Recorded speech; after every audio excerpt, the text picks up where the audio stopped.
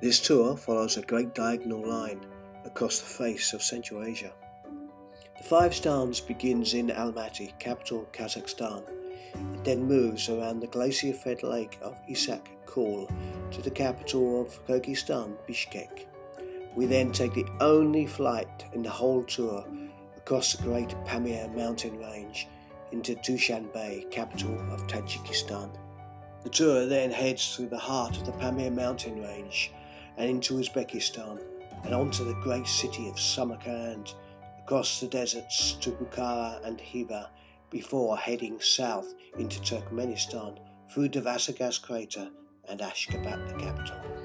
The tour begins in Almaty, capital of Kazakhstan, so-called Zurich of Central Asia, because it's a city of fountains, a city of parks, beautiful Russian architecture and churches. The city lies in the shadows of the Tian Shan mountains, and we take a ski lift to enjoy lunch with wonderful views overlooking the city. We spend 2 nights in Kazakhstan, and then we head towards the border with Kyrgyzstan. These days it's an easy border crossing, and within 1 hour we find ourselves in the beautiful valley of Chongkamin.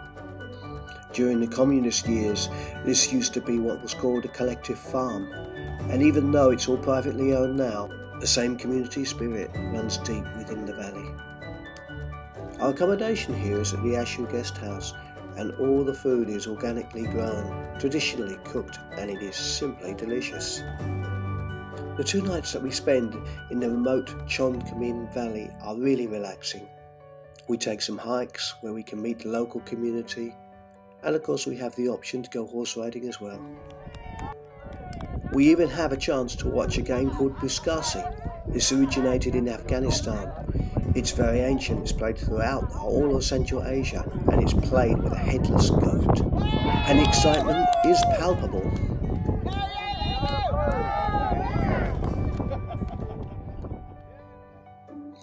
Leaving Chongkamin Valley, we start to head towards the eastern side of the country, and we pass the magnificent glacier-fed lake of Ishak-Kul on our way to the Cossack town of Karakol. This remote Russian outpost is still full of Russians, and many are still very, very patriotic. Karakol is an all-year-round resort, skiing in the winter and mountain climbing and trekking in the summer. On one of the days that we were in Karakol, we used this ex-Russian military truck to go right out into the mountains.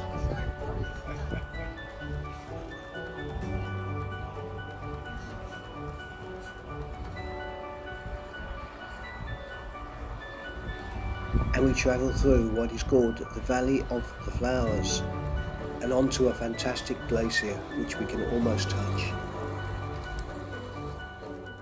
And close by the Valley of the Flowers, we do what Central Asians love doing most, enjoying a shishlik barbecue in the forest. We depart Karakol after 3 nights, and we skirt the south side of the lake on our way to the capital, Bishkek. But before we leave the lake, we phone ahead to a friend to invite someone special. This is Astenbeck, and this is his eagle, Olga. He's been an eagle hunter for many, many years. His grandfather was an eagle hunter, and so his son will be as well. The bird can weigh up to 7 kilos, and they pick it up from the nest when it's very, very young, and it will stay with the family forever. Finally, we reach the pleasant city of Bishkek for a 1-night stay. Leaving Kyrgyzstan behind, we fly across the great Pamir mountain range for our only flight of the 5 Stans, and into the city of Dushanbe, capital of Tajikistan. This was a city that was destroyed by the Civil War. In 1997 they started to rebuild it, and today it is one of the most beautiful cities in the world. This is a country that's totally different from the rest of the Stans. First of all, it's completely unspoilt, and the people are Persian speaking, white and round-eyed. After 2 nights in Dushanbe, we head up to the north of the country, towards the Skandakul Lake. New roads take us through the heart of the Pamir and Fan mountains as we climb more than 1,500 meters. We turn off and reach a height of 2,200 meters. before Iskanderkul Lake comes into view. This magnificent lake, named after Alexander the Great, has amazing reflections from the oxidization of the mountains. We stay one night at the lake before we start to move to the north of the country, where we once again see the great faces of the Tajik people. We climb to 3,200 meters before reaching the Shahistan Tunnel, which links the north of the country to the south. This 5.5 kilometer tunnel actually cuts off 10 hours on the journey through to Ujant. After leaving the tunnel, we gently descend into Ujant, the north capital of Tajikistan. From here, we are just 90 kilometers from the Uzbek border. The city, which was the stomping ground of Alexander the Great, has been permanently inhabited for 2,500 years. It has great markets, better markets than even Tashkent. The next day we take the short drive to the Uzbek-Tajik border. We say goodbye to our Tajik drivers and cross into Uzbekistan. From here is a short drive to Tashkent, beating heart of Central Asia. Rebuilt from an earthquake in 1966, Tashkent is now a modern city with wide avenues and boulevards. From Tashkent Central Station, we take the new bullet train all the way to Samarkand. The total journey time is just 2 hours, and it reaches speeds of around 250 kilometers an hour. We arrive at Samarkand early in the morning, and immediately we set out exploring this 2,500-year-old city. Once again, the five stans changes because Uzbekistan is about ancient and exquisite tile work, or great ensembles like Registan Square, and of course the magnificent necropolis of Shahi Zinda. After our 2-night stay in Samarkand, we take the new bullet train link all the way through to the city of Bukhara. It takes just 3.5 hours. This is our hotel in Bukhara, and this is the view from the terrace. Imagine a dinner where you are surrounded by architecture that's 2,500 years old. And delightfully, Bukhara is a pedestrian city. No vehicles are allowed in the historical centre at all. So it's a perfect place to have 3 nights, and we explore the whole city on foot. These are the trading domes with wonderful markets inside. And this is the Samanid Mausoleum, discovered only in 1934 by Soviet archaeologists. And because it was buried in sand, it has been perfectly preserved. Bukhara is also a city very famous for its magnificent carpets, and also for its puppet makers, and sometimes puppet fighters.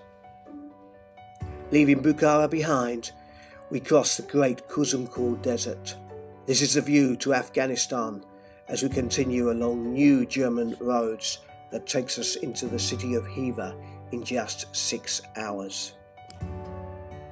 Although Khiva is not ancient in the same way as Samarkand or Bukhara, in many ways it is an amalgamation of both of these two cities, and because it's small, we can explore it easily on foot. And what adds a little bit of extra spice to our 2-night stay in Khiva is this. It was a madrasa, and now they've turned it into a tastefully furnished hotel. From Khiva to the Turkmen border is only 1 hour.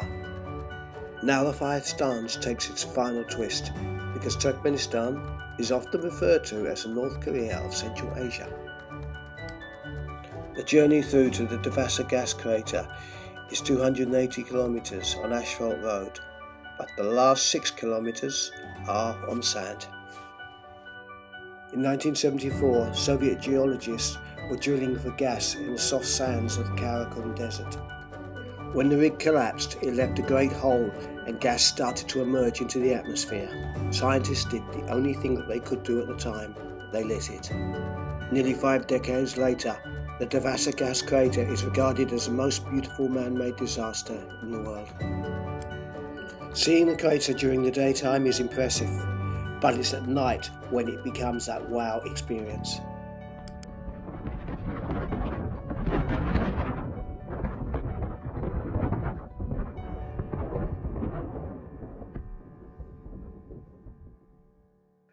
When we leave the Devasa gas crater, we make the 3-hour journey on good roads to Ashgabat, the so-called City of Love.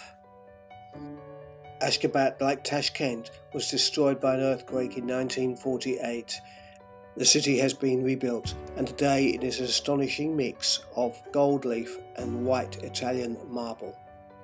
The city can be described as almost an open tomb to its former leader, Turkmenbashi. This is the city's new airport, in the shape of a dove and made of white Italian marble. And this is a replica of Istanbul's Blue Mosque, made of marble. During our time in Ashgabat, we go out to see a horse farm. These are not ordinary horses. They are Aglateki, the last purebred horse in the world. The Turkmens love their horses. They never sell them outside of Turkmenistan. This is an ancient part of Turkmen culture, and they are even buried with them. Finally, we board our Fly Dubai flight for the journey home. The 5 Stans is an immense journey that has taken us through the heart of Central Asia. This is not a journey of mosque after mosque, mausoleum after mausoleum. It is a journey of complete contrasts and of friendly, pure, unspoilt, beautiful people. The 5 Stans is probably the last haven of real adventure, safe travel left anywhere in the world.